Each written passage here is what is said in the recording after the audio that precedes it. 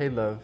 So first off, before I get into this video, you might notice that I sound a little nasally, and that is because my nose is a little bit congested. I think I'm fighting a little bit of a head cold.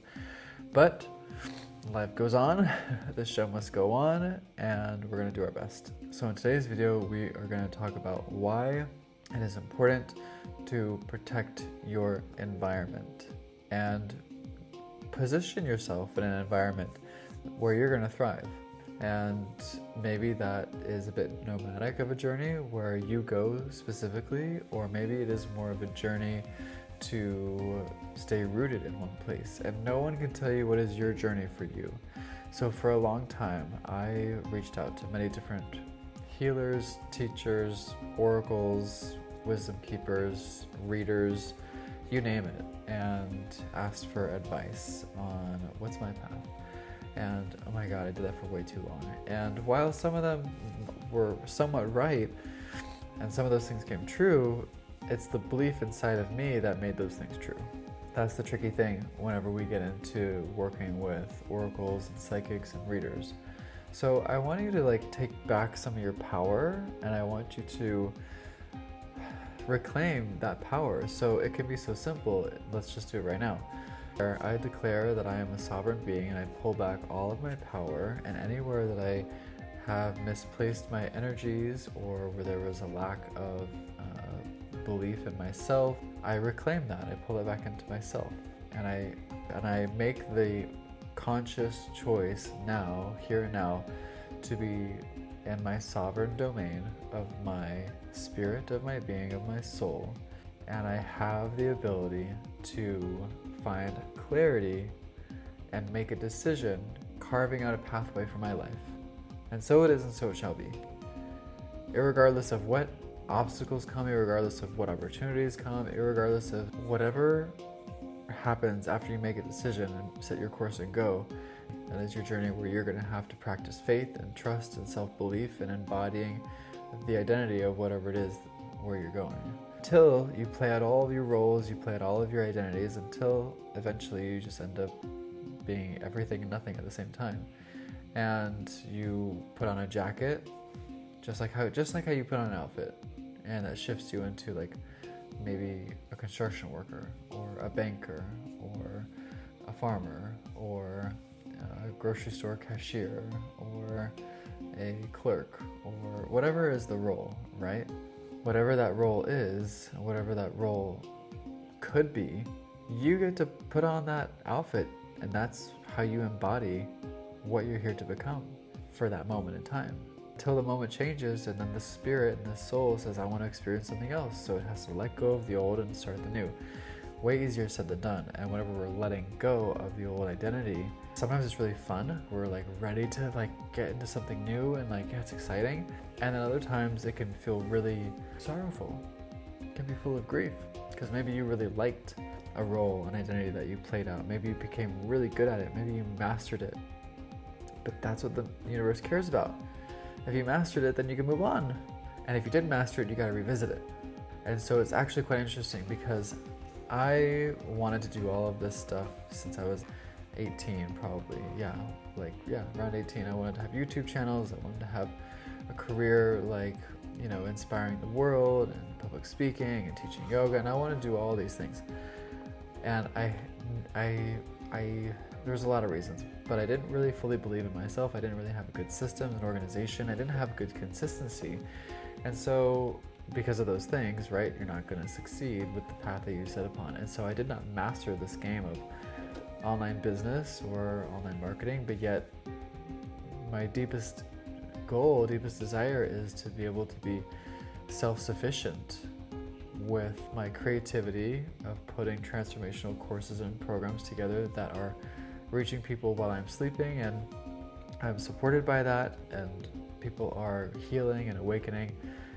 This is what I've always wanted, and I took a lot of twists and turns along the way. And there was one identity that I put on, which was being a shaman and serving medicine, and that was a role that I felt so much empowerment in, so much self-belief in, so much I knew what I was doing, and it was something that I had mastered. And I did hundreds of ceremonies, more than I can count, probably close to 500, if not more.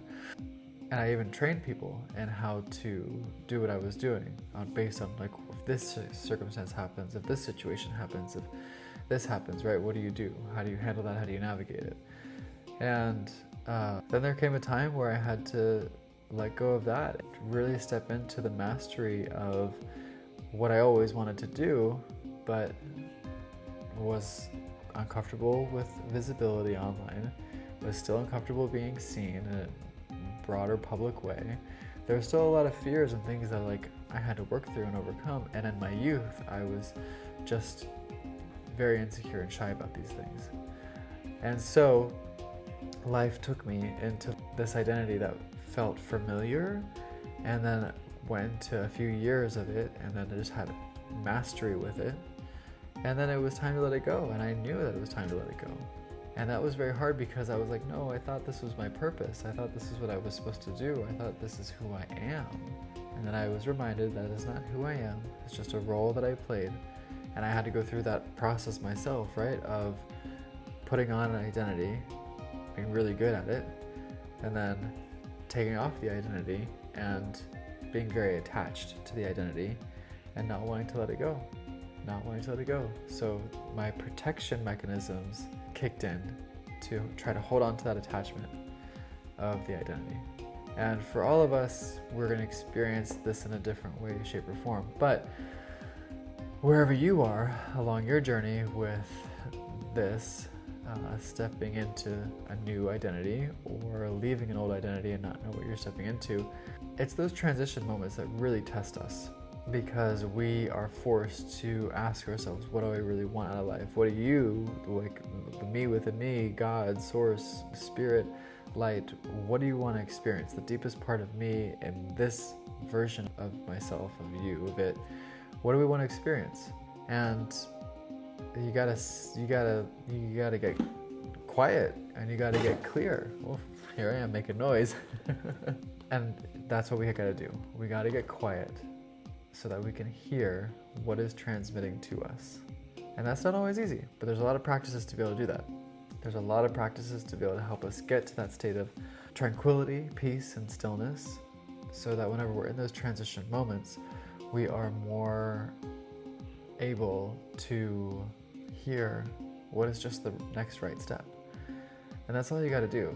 If you can just take the next right step, or what's the next action that is connected to the mission, the whole bigger picture. One little step, one baby step. You gotta walk through the weeds, you gotta walk through the grass, you gotta walk through the forest, but you gotta also see from the treetops, right? Be the visionary along your journey. And it is your sacred flame, it's within your heart, that's really gonna guide the way. And you gotta trust that. You gotta trust it. And if you don't trust, then you gotta find a way to trust. And it's gonna require a certain level of commitment. And you know, there's a lot of people, which it sounds wise, and they'll say, like a businessman I was just watching him say, if after 15 or 16 months you do not get customer acquisition, and he's like entrepreneurial, product-based businesses or whatever it is, if you don't get customers within 15 or 16 months, take the idea, take the business out back and shoot it and be done with it, let it go. And that's an interesting concept, because what I've experienced is that I know my mission, and I've always known it, but I went on many different detours, twists and turns, take the scenic route, had a lot of life experience, but there was always something that brought me back to the core, which I discovered was, I'm here to help bring peace. I'm a peacekeeper.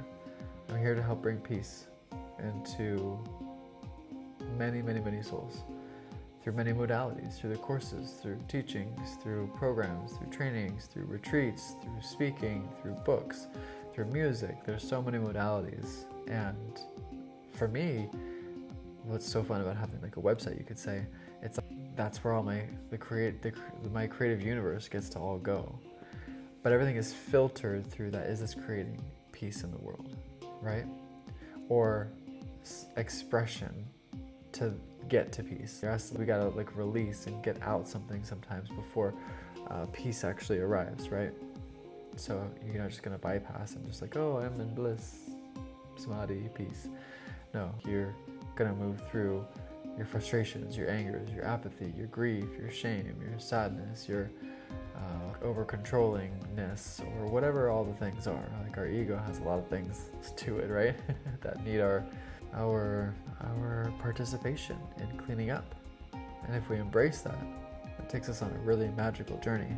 So, wherever you are at in your life today, right here, right now, in this moment, if you can just figure out what is the core frequency that I am meant to be, and just be that through all of the doing, through all of the roles, you're gonna be okay. So like, I get to put that practice to the test right now big time. How this is something new that the universe through me wants to have mastery over. Can I still be the peacekeeper while I am learning so many new things and going through so many insecurities and fears and uncomfortabilities and transcending all of these things? Can I still be committed, devoted, peaceful, and experience mastery in this mission of bringing peace to the world? Doing my best. And so whenever you hear things like that, like in business, say like, you know, take the idea out back and shoot it and like be done with it. If you're someone who knows what you're here to do, at least on some level, where you have this thing that just keeps coming back, that you just like, I just need to create this, I just need to do this, then listen to that. Don't listen to, you know, people in business are very earthly, they're very practical, and they've got a lot of good advice and a lot of good wisdom, that's for sure. But if you have something that you are meant to deliver and bring to the world through your heart, through your art, through some kind of creative expression, or not even through creative expression, could be very earthly expression too. Very practical ways of making the world easier, more efficient, kinder, lighter, more expression, whatever it is. And it's that thing that like, you just wish you had a little bit more courage, or a little bit more confidence, a little bit more belief, or a little bit more support in, then don't give up on that. Stay focused, because all that needs to happen is the shift of you believing in you. Whenever you can do that, you're golden.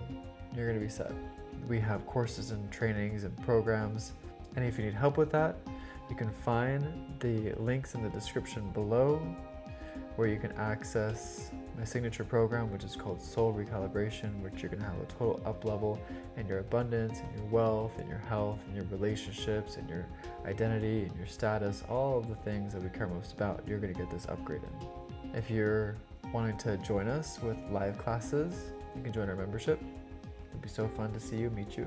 You can also, right whenever you sign up, you're gonna fill out a form, and you'll let us know what you're dealing with, what your challenges are, and then I'm going to make classes. I'm going to make classes that are designed specifically with you in mind to help you alleviate that pain, that pressure, that challenge, that suffering, and then be able to move into, you know, the solutions or the relief or the shift in awareness, the epiphany that is needed for you to be at peace and to have clarity.